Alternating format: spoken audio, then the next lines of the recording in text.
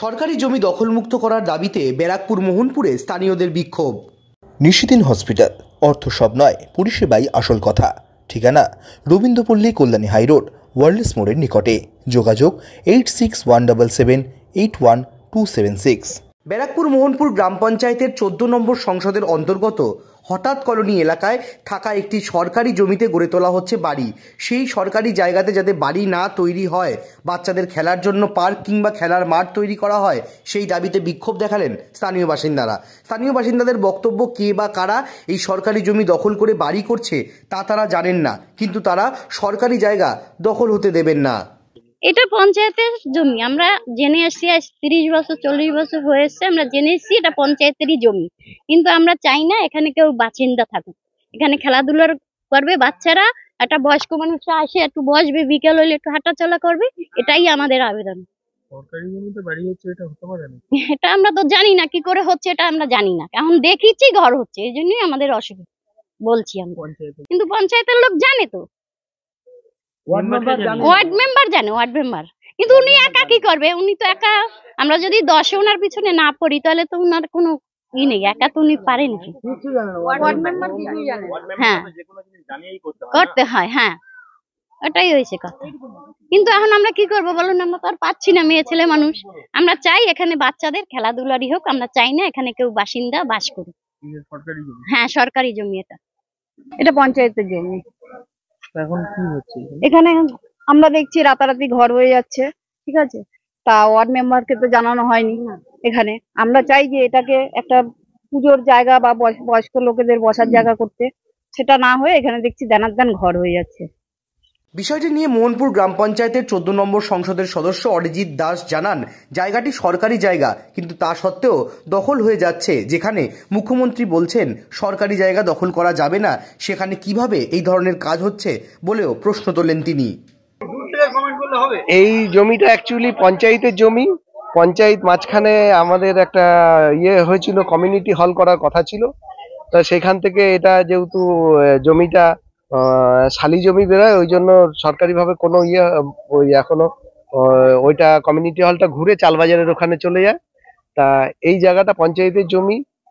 তা আমি প্রায় রোজই আসি, দেখি কেউ বাস পুঁতছে, কেউ করছে। তা আমি এলাকার লোককে জিজ্ঞেস করি, ওরা বলে আমাকে যে এরকম এটা ঘর বানাচ্ছে। তাই বললাম এটা সরকারি জমি, কে ঘর বানাচ্ছে? বলছে এখানে একজন করে, মানে থাকে, সে করে ঘর বানিয়ে দিচ্ছে। বললাম পঞ্চায়েতের জমি তো ঘর বানানো যায় না। আমি কালকে উপপ্রধানকে জানালাম, উপপ্রধান বললো ইমিডিয়েটলি এটাকে আটকানোর কর। তারপরে কালকে থানাও এসেছিল, থানায় এসে এটাকে বলে গেছে বন্ধ করতে। এখন এই অবস্থায় আছে। কাদের মদতে হচ্ছে? মদত তো কেউ বা তো কারা করছে। এক তো আমাদের মুখ্যমন্ত্রী বারবারই বলছে যে সরকারি জমি কোনো কিছু দখল করা যাবে না। তা সত্ত্বেও কিছু মানুষ, স্বার্থান্বেষী মানুষ, তারা দখল করে মানে লোক বসিয়ে তারা কিভাবে কি করছে সেটা আমার ঠিক জানা নেই। কতখানি জমি আছে? এটা 5.5 কাঠা জমি আছে। আপাতত কাজ বন্ধ। এখন আপাতত তো থানা বলে গেছে কাজ বন্ধ। এখন দেখা যাক কতদূর কি হয়, নাকি আবার দখল করে নেয়। অপরদিকে মোহনপুর গ্রাম পঞ্চায়েতের পঞ্চায়েত প্রধান নির্মল কর জানান, জমিটি রিফিউজি রিলিফের জমি এবং গোটা হঠাৎ কলোনি এলাকাটাই তৈরি হয়েছে এমন ধরনের সরকারি জমির উপর।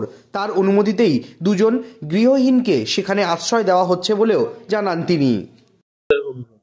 কেউ 5.5 কাঠা জমি একজনকে করছে না বাড়ি।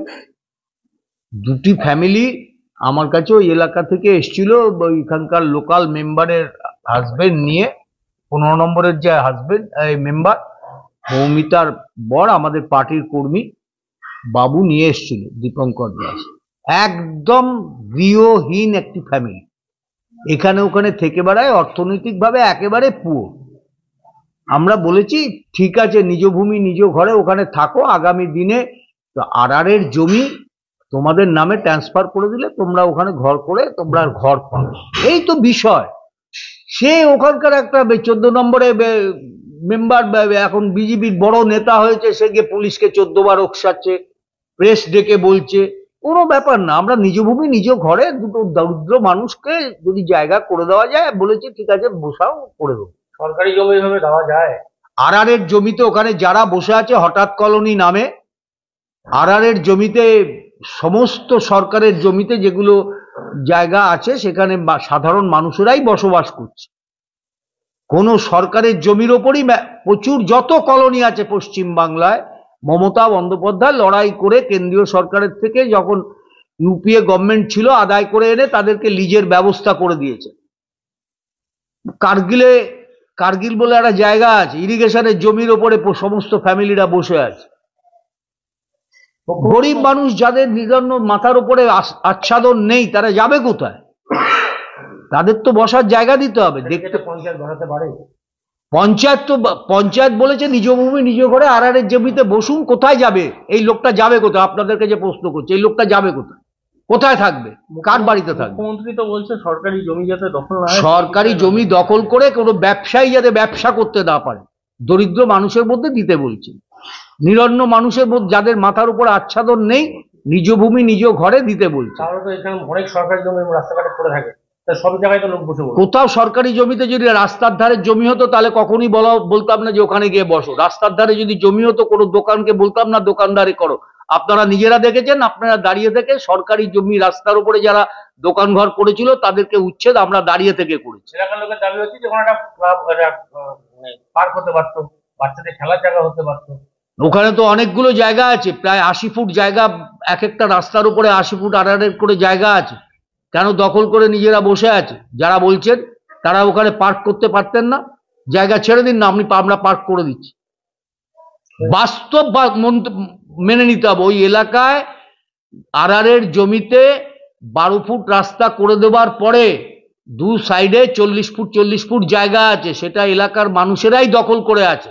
তাদেরকে জমি দেবার পরে ওই হঠাৎ কলোনি ওখানে যে তৈরি হয়েছে ওটা আরআরের জমির ওপরে তৈরি হয়েছে। যারা এই প্রতিবাদ করছে তারা আরআরের জমির ওপরে বসে আছে। কি চাই?